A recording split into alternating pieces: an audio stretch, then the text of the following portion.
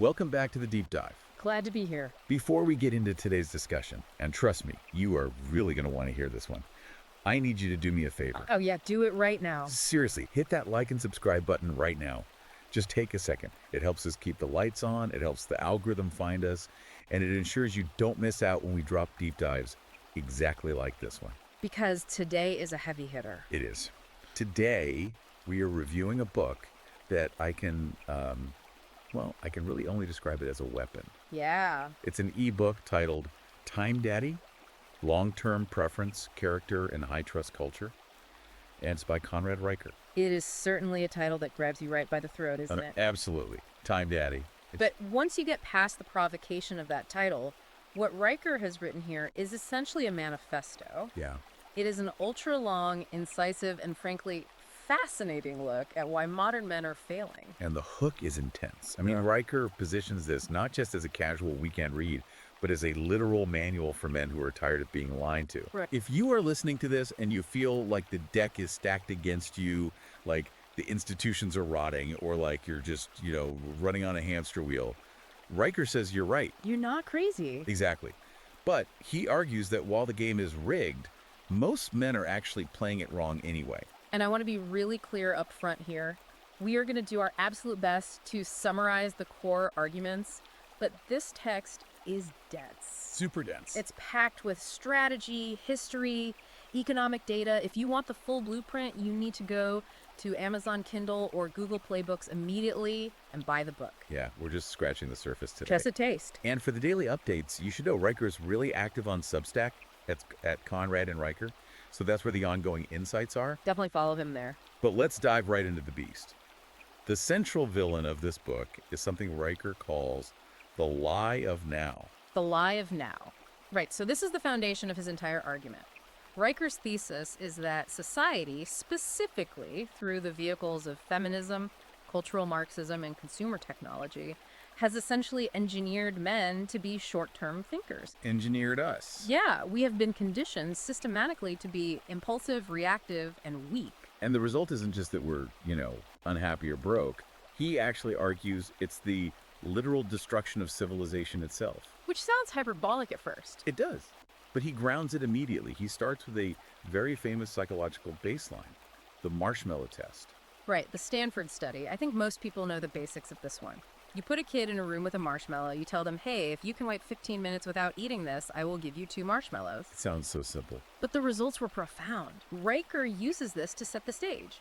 The kids who waited, the ones who had that internal discipline to delay gratification, they ended up with higher SAT scores, lower BMIs, better careers, lower divorce rates. And the kids who ate it immediately. They struggled across the board in almost every metric. And then Reicher takes that psychological concept and he expands it into a civilizational theory. He defines this as time preference. Yes. Low time preference is the ability to delay gratification. The book claims it's the foundation of everything we value: building cities, saving capital, raising families, maintaining infrastructure. While high time preference is the exact opposite. Right. It's, I want it now. I eat the marshmallow now. I buy the car now. I quit the job now. He draws this brutal contrast between the ancient world and today to illustrate this. He talks about the Spartanagoge. Oh man, that part was heavy. It is. You've got a Spartan boy standing at the altar of Artemis Orthia, literally being whipped, enduring physical agony for the sake of long-term honor and belonging to the tribe. And he doesn't flinch. He doesn't complain. He stands there. Versus the modern counterpart Reicher describes, Yeah. the Gen Z kid, or even the millennial, let's be honest, who goes into a full-blown panic attack if the Wi-Fi drops or a text isn't answered in 2 seconds. It's funny, but it's also really terrifying, because Reicher throws out the CDC verified stat that the average man checks his phone 96 times a day. 96 times. Think about what that does to the brain. 96 interruptions. 96 little dopamine hits. Reicher argues that this is a complete fragmentation of the mind. You can't build anything with that. Exactly. You cannot build a legacy, you cannot build a time daddy lifestyle if your attention is shattered 96 times a day. This is the lie of now in action. We are being trained to be dopamine addicts. Dependent on that immediate feedback loop. Right. He actually illustrates the economic consequence of this with his story from the text about John versus Jake. And I think A lot of you listening are going to see yourselves in one of these two guys. It's the classic fable of the ant and the grasshopper, just updated for the modern debt economy. Yeah. So John has low time preference. He saves, he invests early, he lets compound interest do the heavy lifting. He denies himself the flashy car and the trips in his 20s. He drives a beater, he wears basic clothes. And then there's Jake. Jake lives in the now. He takes on the lease for the BMW because he wants to look successful today. He racks up credit card debt for experiences and clothes. He chases the dopamine hits of consumption. And the tragedy here is that Jake actually feels like he's winning in the short term. He looks better, he's having more quote-unquote fun. But Riker points out that by the time they hit their 40s, John is completely free and Jake is broken. Jake is a slave to his debt. And Riker's point is that this isn't just about math or financial literacy, it's a philosophical problem. Wealth is a result of character. That is such a key line from the book. Wealth is a symptom of time mastery. Yes. If you can control your impulse to consume now, you own the future. If you can't, the future owns you. Period. But, and here is where the book takes a really sharp turn into deeper, much more controversial waters. Riker doesn't just blame smartphones or credit cards for this. He points the finger directly at feminism and what he calls gynocentrism. Yeah, this is a major pillar of the text. And again, we're just outlining his argument here. Riker argues that modern culture has become gynocentric, meaning it essentially prioritizes female emotional volatility over male stoicism. Right. He posits that feminism, in its current iteration, wasn't really about equality in the legal sense, but about destroying male time preference. And how does he make that connection? Like, how does feminism destroy time preference, according to the book? Well, the argument is that the cultural shift incentivized women to extract value now. He talks about the shift in family law and consumer culture. Okay. The system shames men for planning and saving, calling it stingy or boring or controlling, while encouraging women to spend and upgrade relationships instantly based on how they feel in the moment. He goes really hard on the legal system here. He talks about the no-fault divorce law. California in 1970. Right, 1970. He points to that as the specific moment marriage fundamentally changed. He says it changed marriage from a covenant, a lifetime contract, to merely a legally enforceable breakup. And he brings some staggering data to back this up. He cites a University of Kansas study showing that after divorce, men's net worth drops by an average of 77%, That's 77%. while women's actually increases. I mean, if that number is accurate, that is a complete wipeout. That's not a setback. That's a total reset to zero. It's a devastation. And Riker describes the family court system as a mechanism of extraction. Right. Think about it in terms of time preference. A man builds equity over decades, classic low time preference behavior. He works the overtime, he pays down the mortgage. But a judge can just hand that equity over because a wife feels empty or unhappy in that particular moment. Exactly. Riker calls this feminized socialism, the redistribution of resources based on emotional needs rather than merit or contract. And he connects this to evolutionary psychology, too. He argues that this isn't just social conditioning, it's actual biology. Yes, according to the source material, there is a biological divergence. The book claims women are naturally attuned to the female now immediate survival, emotional needs, the safety of the nest in the present moment, Whereas men, biologically, are built for the hunt. tracking prey over days, strategic planning, the male future. Riker's thesis is that civilization collapses when the female now overrides the male future. Wow. When feelings matter more than the long-term plan, the very architecture of society crumbles. Which brings us to the actual architects of this collapse, according to the book. He talks about the history of our institutions before they were captured. We're talking about cultural Marxism and the long march through the institutions. Riker provides a lot of historical context here, which is important for understanding his view on where we are. He points to the Frankfurt School, established in 1923, thinkers like Herbert Marcuse. Right. Riker argues these intellectuals deliberately weaponize impulsivity. Weaponized impulsivity. That's a really strong phrase. What exactly does he mean by that? Well, they attacked what they called bourgeois virtues. And what are those virtues? Thrift, patience, duty, the nuclear family. Basically, all low time preference behaviors. Exactly. The Frankfurt School framed these as oppressive. They pushed for concepts like repressive tolerance and the Great Refusal, which is basically rejecting discipline in favor of immediate gratification and identity politics. So the argument the book is making is that this wasn't an accident. It was a deliberate strategy to destabilize the West. According to Riker, yes. By eroding the capacity for delayed gratification, You erode the capacity for capitalism and the traditional family structure. And Riker gives some insane examples of how this rot has set into institutions today. The military one really stuck with me because it seems so counterintuitive. You mean the drill sergeant at Fort Campbell? Yeah. This sergeant says they are spending more time on unconscious bias training and learning pronouns than on actual marksmanship or unit cohesion. And the text claims enlistment is down because men who are naturally drawn to competence and hierarchy simply won't serve a system that mocks them.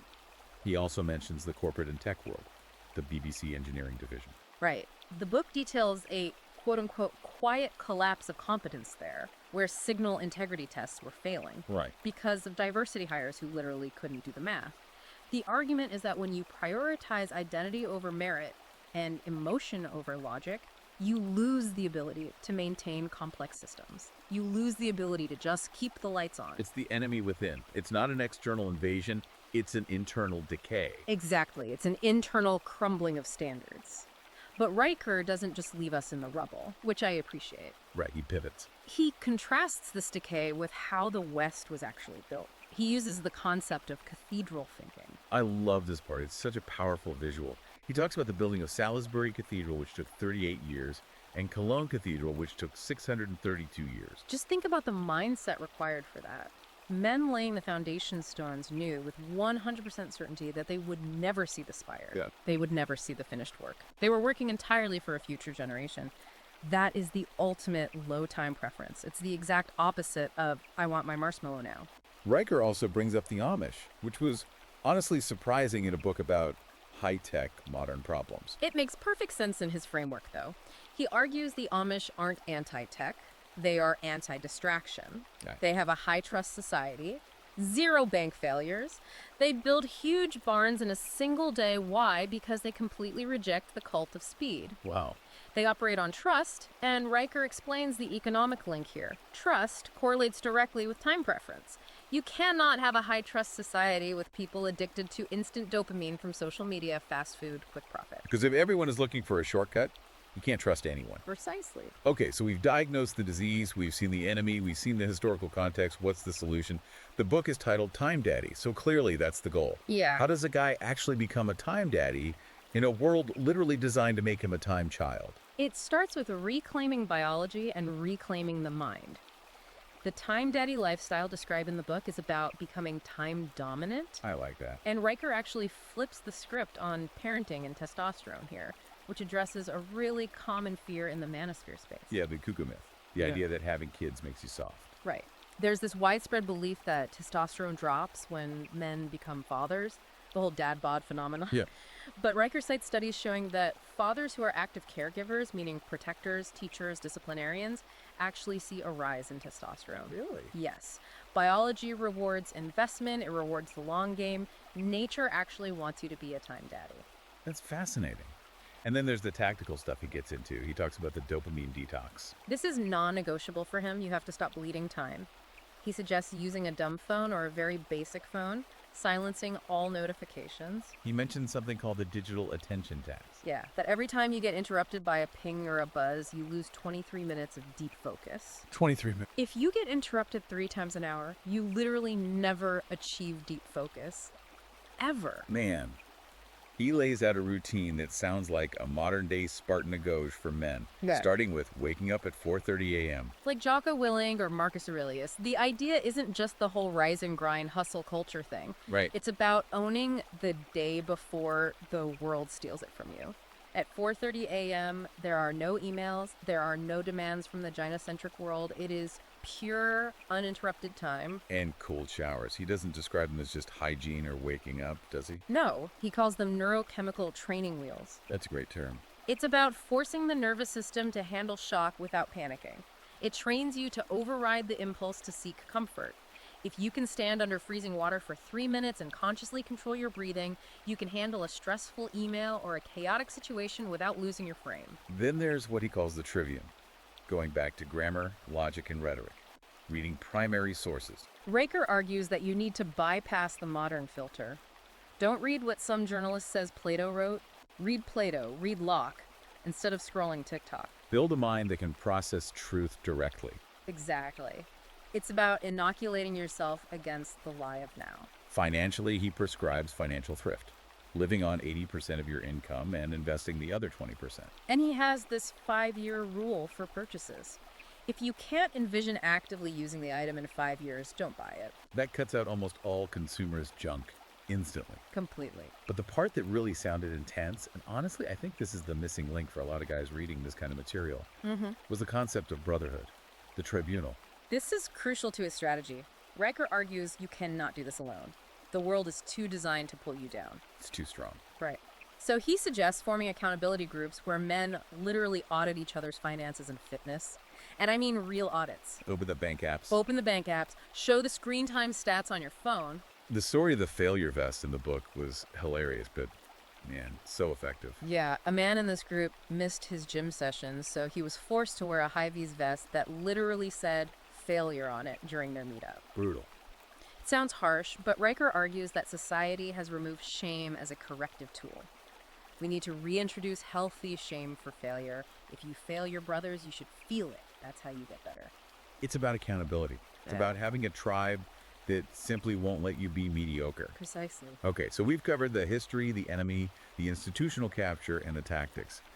What does this all mean for you, the listener, right now? Why should you care about being a time daddy?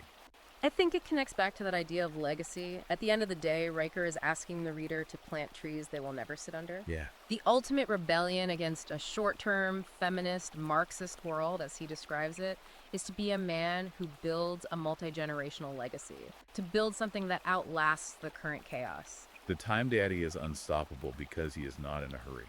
That's such a powerful image. It really is. It's the man who stands still while the rest of the world spins out of control.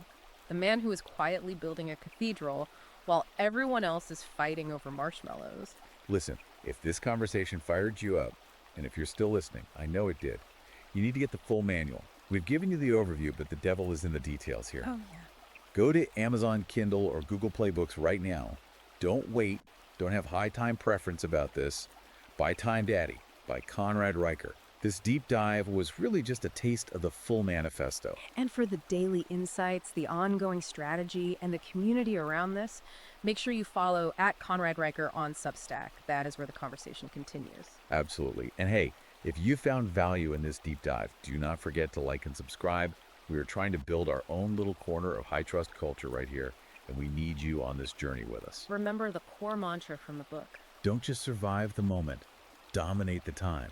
We'll see you in the next deep dive. Net focus. And stay dangerous.